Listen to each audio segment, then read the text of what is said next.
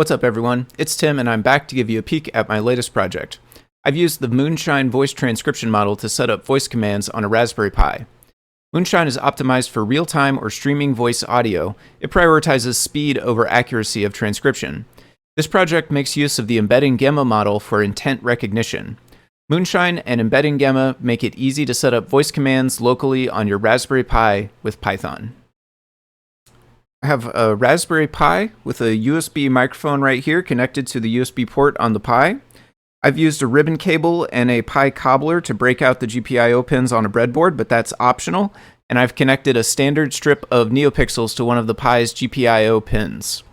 Moonshine and the embedding gamma model both run locally completely offline on the Pi. No internet connection or third-party APIs required. So I have this Pi right here, not connected to any networks right now. Without further ado, let me show you the project in action. Red lights. Lights green. Pink lights. Lights yellow. Disco party.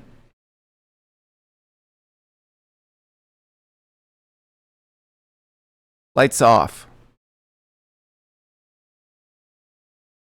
You can find guides for this project and many others at learn.adafruit.com.